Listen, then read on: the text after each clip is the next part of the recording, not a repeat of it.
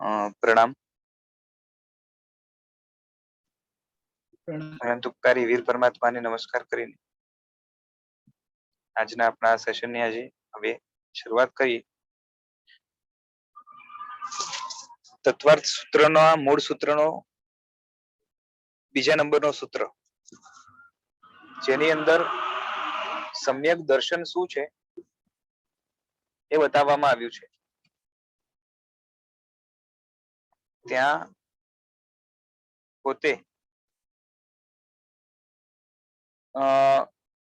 વાચકવર ઉમાસ્વાતીજી મહારાજા ફરમાવે છે કે તત્વરૂપ જીવાદી પદાર્થોની શ્રદ્ધા તે સમ્યક દર્શન છે. એટલે તત્વાર્થ શ્રદ્ધાનમ સમ્યક દર્શનમ આ મૂળ શ્લોક છે. અને આનું હવે એ વિવેચન ભાષ્ય રૂપે પોતે ઉમાસ્વાતીજી મહારાજા કરે છે. તો તત્વાર્થ શ્રદ્ધા જે છે ને, એટલે તત્વના અર્થની શ્રદ્ધા, એટલે તત્વાર્થ શ્રદ્ધાન છે ને એના બે રીતે અર્થ કરે છે. સૌથી પહેલો અર્થ છે, તમે ભાષ્યના અર્થમાં જોઈ શકો છો અહીંયા,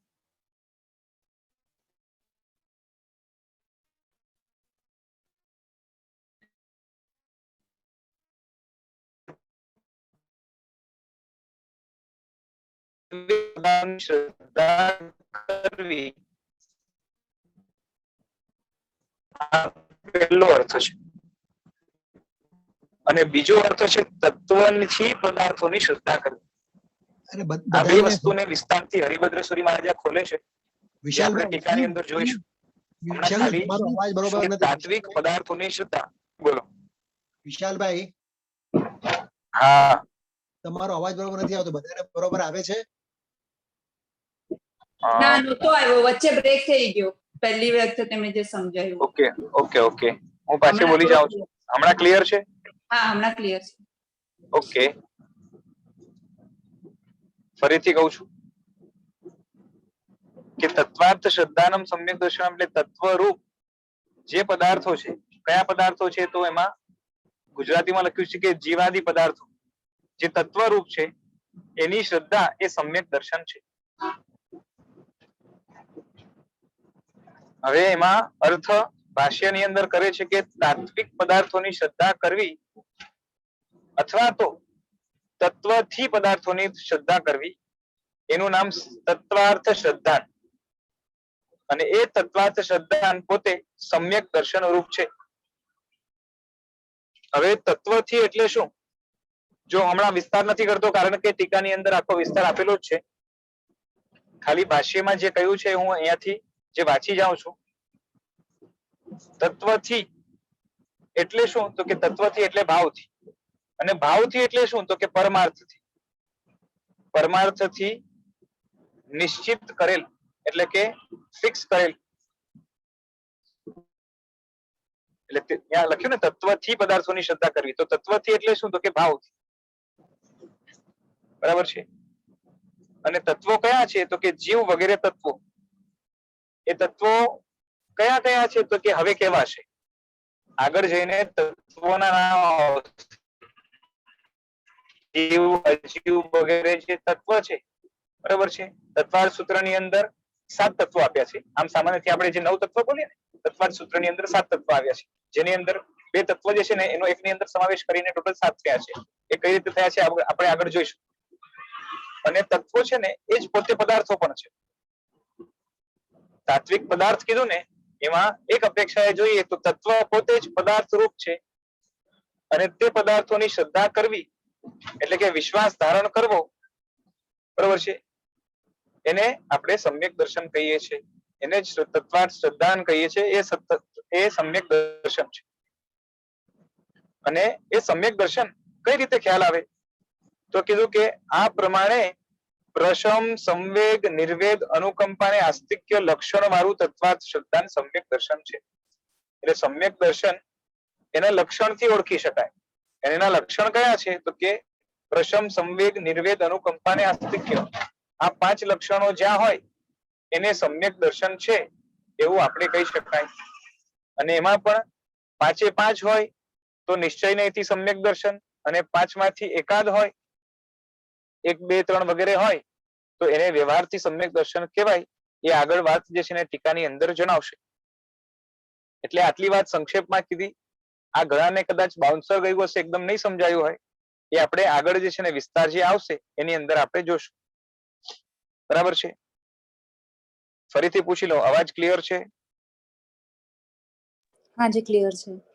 ઓકે,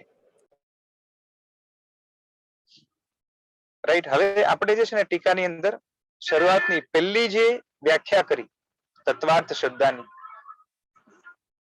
તો એ જે છે ને પહેલી વ્યાખ્યા શું કરી? તો કે તાત્વિક પદાર્થોની શ્રદ્ધા. તાત્વિક પદાર્થોની શ્રદ્ધા કરવી. પછી બીજી વ્યાખ્યા શું છે? કે તત્વથી પદાર્થોની શ્રદ્ધા કરવી. બરોબર છે? એટલે આ બે અલગ અલગ વ્યાખ્યાનું જે છે ટીકામાં થોડુંક વિસ્તાર કરે છે, એ આપણે જોઈશું. હવે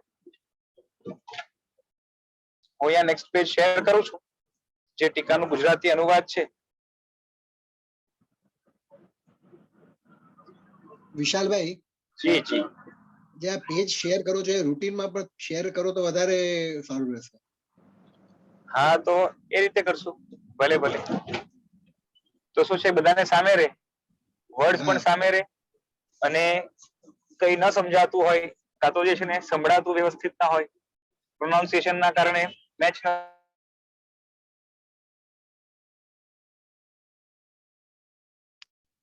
વળી સંભળાવવાનું બંધ થઈ ગયું.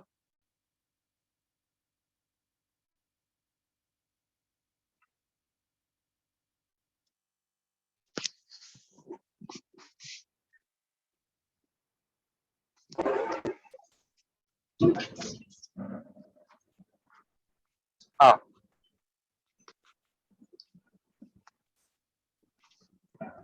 વિશાલભાઈ, હા હા બોલો. ઘડી ઘડી આની અંદર છે ને તમારું અવાજ જાય છે વચમાં. હમણાં વળી ના ના, અવાજ નથી ગયો, અવાજ નથી ગયો. હું હમણાં બોલ્યો જ નથી.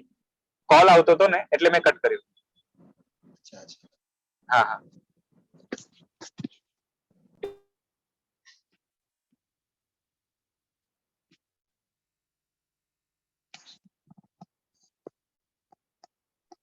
ચાલો, હવે જો ટીકાનો જે અર્થ છે એમાં સ્ટાર્ટિંગમાં તો જે છે ને ટીકામાં તત્ર વગેરે શબ્દ કઈ રીતે મૂક્યો છે એની વાત છે, એ આપણે નથી લેતા. સેકન્ડ જે લાઈન છે ને ત્યાં જુઓ, સમ્યક દર્શન તત્વભૂત પદાર્થોની રુચિ રૂપ છે. સમ્યક દર્શન શું છે? કે જે તત્વભૂત પદાર્થો છે. તત્વભૂત પદાર્થો એટલે શું? એક વાત સમજો, તત્વ એટલે શું? સૌથી પહેલા તો તત્વ એટલે જે વસ્તુ હોય એનું તે પણ, તેનું તે સ્વરૂપ. સમજાય છે? જે સમજો કે ફોર એક્ઝામ્પલ, ખાલી એક્ઝામ્પલ તરીકે કહું કે દૂધ છે, દૂધ. બરોબર છે? તો કોઈ પૂછે કે દૂધ કેવું, તો તમે શું જવાબ આપો? સફેદ. સફેદ, શક્તિદાયક, એની અંદર પ્રોટીન વગેરે હોય. પછી એનો જે છે ને, હા, લિક્વિડ હોય. પછી જેમાંથી જે છે ને શું કહેવાય કે દહીં વગેરે બની શકે. બધા દૂધમાંથી ન બને, પણ અમુક અમુક પ્રકારના દૂધમાંથી બને. આ બધું એનું સ્વરૂપ છે. સમજાય છે? એટલે દૂધનું તત્વ શું? તો કે દૂધનું આ સ્વરૂપ જે છે એનું તત્વ. ખ્યાલ આવે છે? તો અહીંયા તત્વભૂત પદાર્થોની રુચિરૂપ જે લખ્યું છે, હા, તો એની અંદર એવું નથી કે જે ઉપયોગી છે તત્વ, હા, એની રુચિરૂપ. એટલે છે ને એ કયા ઉપયોગી છે, એટલે આમાં કયા તત્વો લેવાના એ આગળ બતાવશે. જીવ વગેરે જે છે ને 7 વસ્તુ એને સમ્યક દર્શનથી લેવા દેવા છે એ બતાવશે. પણ આ તો હું ખાલી તત્વ શબ્દનો ખાલી અર્થ કરું છું કે તત પ્લસ ત્વ. તત એટલે તે, અને ત્વ એટલે પણું. એટલે એ વસ્તુનું એ પણું એટલે શું? તો એનું સ્વરૂપ. જેમ આગળ જઈને જીવ વગેરે આવશે ને, જીવ, અજીવ, બરોબર છે? તો એ જીવનું જે સ્વરૂપ છે, બરોબર છે, એ એનું તત્વ કહેવાય. બરોબર છે. પછી ઉપચાર કરીને જે છે ને, એકચ્યુઅલી જીવ પોતે પદાર્થ છે. જીવ પોતે શું છે?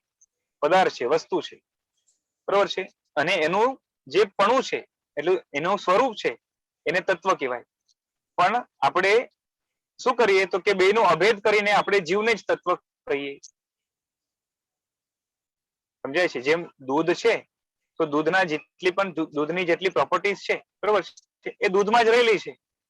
માટે દૂધનું જે છે ને સફેદપણું, પછી દૂધનું જે છે ને એ મીઠાશપણું, શક્તિદાયકપણું એ તેમાં રહેલું છે.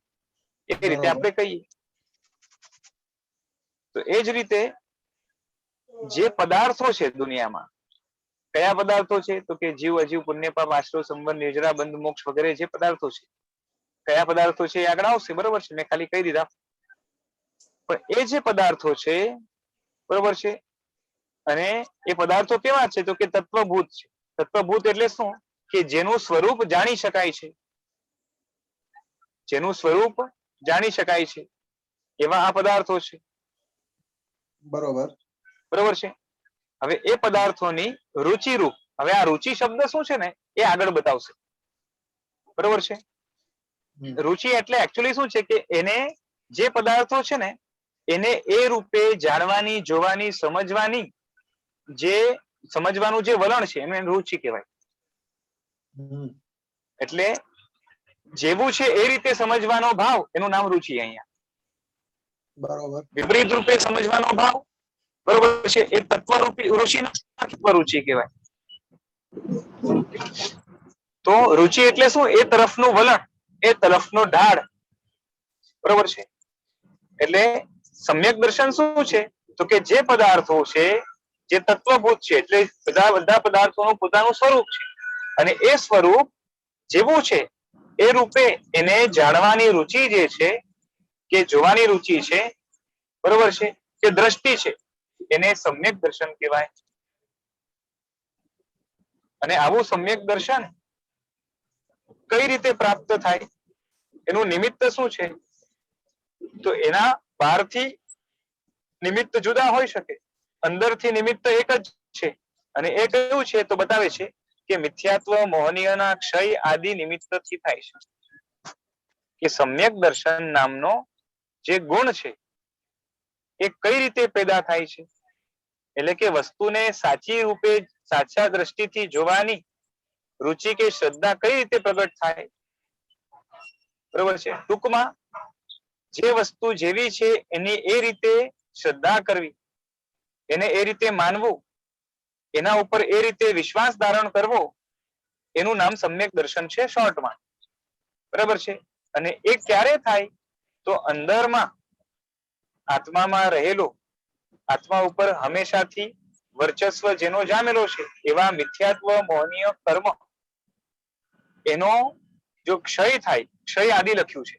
ક્ષય આદિ એટલે શું? એટલે કે કાં તો ક્ષય થાય, કાં તો ઉપશમ થાય, કાં તો ક્ષયોપશમ થાય. એટલે મિથ્યાત્વ, મોહનીય કાં તો પૂરેપૂરું આત્મામાંથી ચાલ્યું જાય, કાં તો ટેમ્પરરી જે છે ને એનો પ્રભાવ ખસી જાય પૂરેપૂરો, ટેમ્પરરી, એને ઉપશમ કહેવાય. અને કાં તો મોટા ભાગે ખસી જાય, મંદ મંદ જ રહે, તો આત્મામાં સમ્યક દર્શન નામનો પરિણામ થાય. બરાબર છે.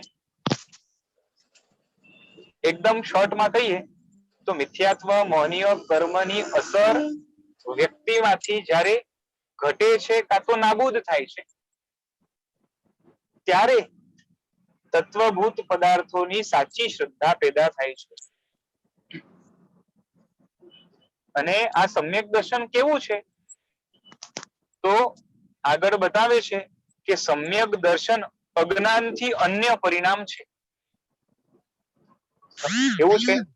સમ્યક દર્શન અજ્ઞાનથી અન્ય પરિણામ છે. હવે અજ્ઞાન શું? અજ્ઞાન કોને કહેવાય? જ્ઞાન ન હોય એને અજ્ઞાન કહેવાય. બરોબર છે. જાણવું એનું નામ જ્ઞાન, નહીં જાણવું એનું નામ અજ્ઞાન. બરોબર છે. કઈ વસ્તુ જાણીએ તો એ ગુણને શું કહેવાય? જ્ઞાન ગુણ. અને ન જણાય તો અજ્ઞાન કહેવાય. તો એ રીતે અહીંયા અજ્ઞાન શબ્દ કયા રેફરન્સ થી છે એ સમજવાની જરૂર છે કે અજ્ઞાન છે ને બે રીતે હોય.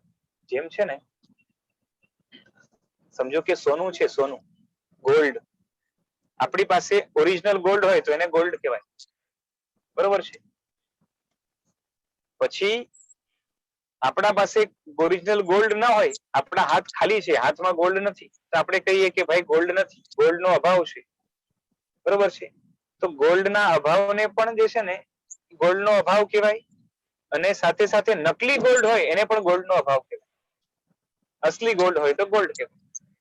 તો અહીંયા અજ્ઞાન પણ બે પ્રકારનું છે. એક જે છે ને જ્ઞાન વિપરીત હોય, નકલી હોય, બરોબર છે, એને પણ અજ્ઞાન કહેવાય, અને જ્ઞાન ન હોય એને પણ અજ્ઞાન કહેવાય. તો અહીંયા કયા અજ્ઞાનની વાત છે? તો કે જે ભેળસેળ વાળું છે, નકલી છે, બરોબર છે, એવું જે જ્ઞાન છે એને અજ્ઞાન કહેવાય. એટલે સમ્યક દર્શન શું છે? તો અજ્ઞાનથી વિપરીત પરિણામ, અન્ય પરિણામ, જુદો પરિણામ છે. એટલે કે વિપરીત જ્ઞાનથી જે છે ને જુદો પરિણામ છે. જુદો પરિણામ એટલે શું? જ્યારે વિપરીત જ્ઞાન ન થાય તો કેવું જ્ઞાન થાય? સમજાય છે? વિપરીત જ્ઞાન ન હોય તો કેવું હોય? ટૂંકમાં કહીએ તો ઊંધું જ્ઞાન ન હોય તો કેવું હોય? સારું જ્ઞાન હોય, સાચું જ્ઞાન હોય. તો કે સીધું જ્ઞાન હોય. એટલે એની અહીંયા વાત છે. સમજાય છે? આ બસ સાચું જ્ઞાન. એટલે અહીંયા અજ્ઞાનથી જ્ઞાન નથી એવું નથી લેવાનું. અજ્ઞાનથી જ્ઞાન જેવું હોવું જોઈએ એના કરતા ઊંધું છે, ખોટું છે, એ ખોટા જ્ઞાનને અજ્ઞાન કહેવાય. તો એ ખોટા જ્ઞાનથી જે જુદો પરિણામ છે, એટલે કે સાચા જ્ઞાનનો જે પરિણામ છે એને સમ્યક દર્શન કહેવાય છે. અને એનો વિસ્તાર આગળ બતાવે છે કે પહેલા અજ્ઞાનના કારણે, એટલે કે ઊંધા જ્ઞાનના કારણે આત્મામાં જે પરિણામ હતો એ હવે બદલાઈ ગયો. કેમ બદલાઈ ગયો? કારણ કે મિથ્યાત્વ મોહનીય નામના કર્મએ આત્માને આજ સુધી અજ્ઞાનમાં રાખ્યું હતું, અને એ કર્મ એની અસર આત્મા ઉપરથી હટી તો સાચું જ્ઞાન પ્રગટ થયું. એટલે હવે પરિણામ બદલાઈ જશે. પરિણામ એટલે શું? બરોબર છે, પરિણામ એટલે ભાવ, બરોબર છે. આમ સામાન્યથી ગુજરાતીમાં પરિણામ, ગુજરાતી કે હિન્દીમાં પરિણામ એટલે રિઝલ્ટ થાય, પણ અહીંયા એની વાત નથી. અહીંયા પરિણામ એટલે શું લેવાનું? ભાવ. કે આજ સુધી અજ્ઞાનનો ભાવ હતો, અને હવે જે છે ને મિથ્યાત્વ મોહનીયના ક્ષયોક્ષમના કારણે, કાં તો મિથ્યાત્વ મોહનીની અસર ઓછી થવાના કારણે હવે શું થાય છે? તો કે ઊંધું જ્ઞાન નથી થતું, સીધું જ્ઞાન થાય છે. એટલે કે એનો ભાવ બદલાઈ જાય છે. એટલે પેલા અજ્ઞાનયુક્ત પરિણામ હતો, હવે જ્ઞાનયુક્ત પરિણામ છે, બરોબર છે. આટલો અર્થ થાય અહીંયા, બરોબર છે. આમાં કોઈને સમજાય નહીં તો પૂછવાની છૂટ છે. હવે થોડોક અર્થ આ છે ને શોર્ટમાં કીધું, સમ્યક દર્શન શું છે સમજાવવાનો પ્રયત્ન કરો. હવે થોડોક વિસ્તારથી કહે છે કે વિપરીત જેવા સ્વરૂપ છે તેવા સ્વરૂપ વાળા અવિપરીત. અવિપરીત એટલે શું? વિપરીત નહીં. અહીંયા શું લખ્યું છે? અવિપરીત. અવિપરીત એટલે શું? વિપરીત એટલે ઊંધું, અવિપરીત એટલે સીધું. એટલે કે જેવું છે તેવું. એટલે જેવા સ્વરૂપે છે તેવા સ્વરૂપ વાળા જીવ આદિ તત્વોની શ્રદ્ધા થવી. જીવ અજીવ વગેરે તત્વોની શ્રદ્ધા કેવી થવી? તો કે અવિપરીત થવી. એટલે કે ઊંધી ન થવી, સીધી થવી, બરોબર છે. એટલે કે આ જે જીવ છે એ આવો હોય, જીવના ગુણો આવા હોય, બરોબર છે. જીવનું લક્ષણ આ છે, જીવના પર્યાયો આવા હોય, જીવના ફોર્મ્સ આવા હોય, જીવના ટાઈપ્સ આવા હોય. જીવ વિશે, અજીવ વિશે, પુણ્ય વિશે, પાપ વિશે, કર્મ વિશે, આલોક વિશે, પરલોક વિશે જે શ્રદ્ધા છે એ સાચી શ્રદ્ધા હોય. એટલે જે વસ્તુ જેવી છે એ પ્રમાણે જો જાણે, એ પ્રમાણે જો જુએ, બરોબર છે. એટલે આવા પ્રકારની જયારે રુચિ છે, આવા પ્રકારની જયારે આત્માનું કે વ્યક્તિનું વલણ હોય છે, એટલે એટીટ્યુડ હોય છે, બરોબર છે. એના પ્રત્યે અતિશય પ્રીતિ થવી. પ્રીતિ થવી એટલે શું? કે એમાં જોડાઈ જવું. એનું નામ તત્વાર્થ શ્રદ્ધાન. સમ્યક દર્શનની વ્યાખ્યા શું કરી? તત્વાર્થ શ્રદ્ધાન. અને તત્વાર્થ શ્રદ્ધાન એટલે શું? તો કે જે વસ્તુ જેવી છે એ રીતે પ્રીતિ થવી. બરોબર છે? જો શબ્દ છે ને બરાબર વ્યવસ્થિત ગોઠવ્યો છે. એનું કારણ છે, તમે વિચાર કરો કે તમને કોઈએ કીધું હોય કે આ રીતે તારે માનવાનું, અને આપણે માની લઈએ, તો ત્યારે કદાચ છે ને આપણે હા પાડી દઈએ તો પણ પ્રીતિ તો ન થાય ને, કારણ કે પ્રીતિપૂર્વક નથી માન્યું. સમજાય છે? પ્રીતિપૂર્વક માન્યું ક્યારે કહેવાય? જ્યારે અંદરથી એ વસ્તુ સાચી લાગે ત્યારે. સમજાય છે? જે વસ્તુ સાચી લાગી હોય, બરોબર છે, પ્રીતિથી શું લેવાનું? અંદરથી પોતાની રુચિ, બીજાના કહેવાથી કે બીજાના દબાણથી નહીં. એટલે અહીંયા શબ્દ પ્રીતિ વાપરો. એટલે કે તત્વભૂત જે પદાર્થો છે એની કેવી પ્રીતિ થવી? રુચિપૂર્વકની. એ પણ કેવી? તો કે અતિશય. એટલે ઘણા પ્રમાણમાં, કેમ કે સામાન્ય પ્રીતિ તો જે છે ને, જેને મિથ્યાત્વ મંદ હોય એને પણ થઈ છે. પણ જેનું મિથ્યાત્વ ઘણું ઓગળી ગયું છે, સમ્યક દર્શન જેને પ્રગટ થઈ ગયું છે, એને પદાર્થોમાં જે તાત્વિક પદાર્થો છે કે તત્વભૂત પદાર્થો છે, જીવાદી તત્વો છે, એને જે રીતે જાણવું છે પરફેક્ટ એ રીતે જાણી શકે, અને એમાંથી એને રુચિ પ્રગટ થાય. બરોબર છે? પેલા તો જાણવાની રુચિ હોય, જણાયા પછી જ્યારે એનું સ્વરૂપ ખ્યાલ આવી જાય, એના પછી એનામાં કેવા પ્રકારની રુચિ હોય? તો કે હે ઉપાદેયપણાની રુચિ હોય, જ્ઞેયપણાની રુચિ હોય. એ બધી વસ્તુ આગળ આવશે કે અમુક પદાર્થો જે છે ને એ જાણવા યોગ્ય છે, અમુક પદાર્થો આચરવા યોગ્ય છે, અમુક પદાર્થો છોડવા યોગ્ય છે. જેમ પુણ્ય પાપ છે, તો અમુક લેવલ સુધી સાધનામાં પુણ્ય એ ઉપાદેય છે, એટલે કે કરવા યોગ્ય છે, આચરવા યોગ્ય છે, મેળવવા યોગ્ય છે, સાધવા યોગ્ય છે. પછી અમુક તબક્કા પછી એ જ પુણ્ય છોડવા યોગ્ય છે, એ જ વસ્તુ હેય બની જશે. બરાબર છે? પાપ છે તો એ હેય બનશે, એટલે કે છોડવા યોગ્ય છે. જીવ છે તો એ જ્ઞેય પણ છે, જાણવા યોગ્ય પણ છે, અને સાથે સાથે એ જીવને સાધવા યોગ્ય પણ છે. મોક્ષ છે મેળવવા યોગ્ય છે એટલે ઉપાદેય છે, નિર્જરા છે કરવા યોગ્ય છે એટલે કે ઉપાદેય છે. આ રીતે બધું જ, એટલે કોઈ પદાર્થોની ઉપાદેય તરીકે રુચિ, કોઈની હેય તરીકે રુચિ, અને એ પણ રુચિ કેવી? તો કે અતિશય રુચિ, એટલે ઘણી રુચિ. એને તત્વાર્થ શ્રદ્ધાન કહેવાય છે. બરોબર છે? આમાં ટીકાની અંદર છે ને એક અર્યમાણ શબ્દ આપ્યો છે. અર્યમાણના બે અર્થ થાય, એક તો જણાઈ રહેલ, અને બીજો અર્થ થાય જનાર. અને અર્યમાણ શબ્દ કોના માટે વાપર્યો છે? તો કે જીવાદી તત્વો ઉપર. દાખલા તરીકે જીવ છે, તો જીવ છે ને, તો જીવ એ જ્ઞાનનો વિષય છે, એટલે કે જીવને, અજીવને, પુણ્યને, પાપને, આ બધાને જાણી શકાય છે. બરોબર છે? તો જણાઈ રહેલ એવા જીવાદી તત્વોની રુચિ. કાં તો પછી બીજો અર્થ અર્યમાણનો શું થાય? તો કે જનાર. જનાર એટલે શું? એક પર્યાયમાંથી બીજા પર્યાયમાં જનાર, એટલે કે જેના ફોર્મ ચેન્જ થાય છે. જીવના પણ ફોર્મ ચેન્જ થાય, અજીવના પણ ફોર્મ ચેન્જ થાય. બરોબર છે? પુણ્યના પણ પ્રકારો હોય છે, પાપના પણ પ્રકારો હોય છે. બરોબર છે? પછી મોક્ષ છે, તો મોક્ષમાં શું છે? મોક્ષ નામનો જે તત્વ છે, તો એમાં શું છે કે સંસારમાંથી મોક્ષમાં જવું. બરોબર છે? એટલે આ રીતે અર્યમાણ શબ્દ વપરાયો છે.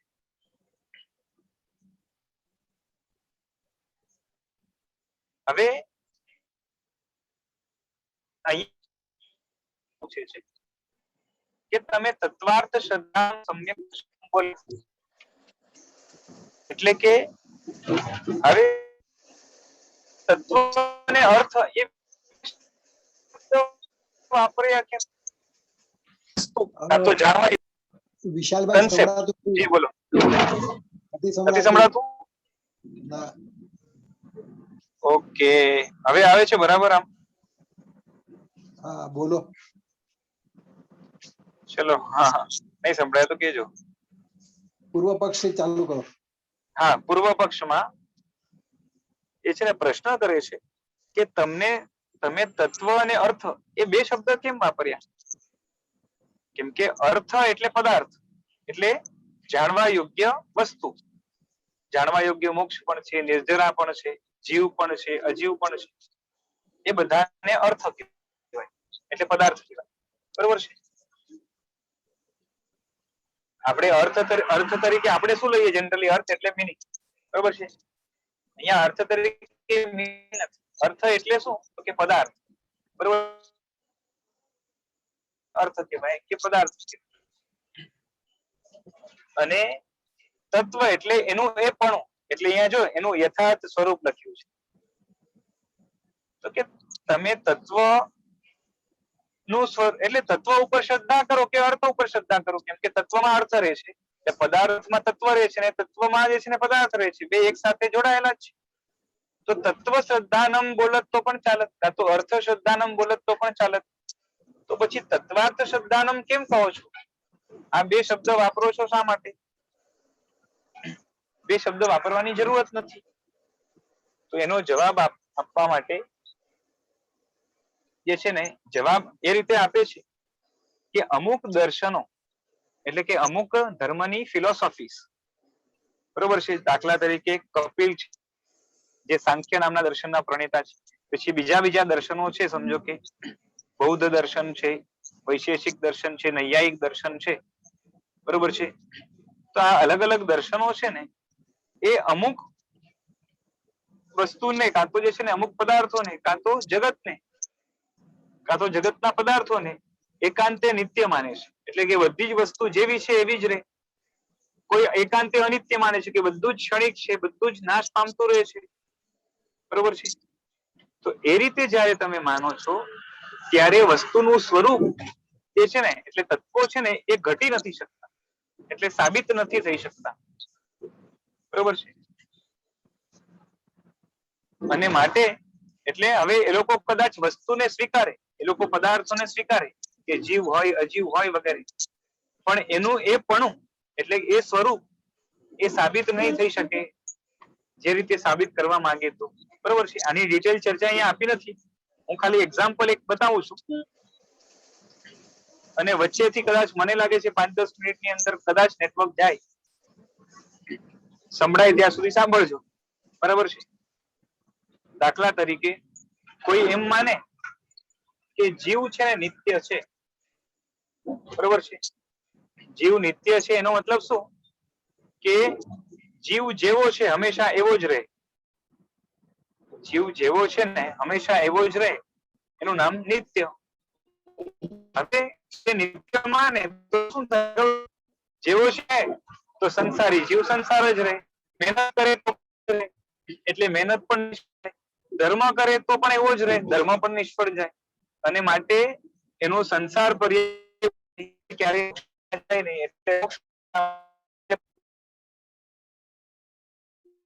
વિશાલભાઈ અવાજ ગયો.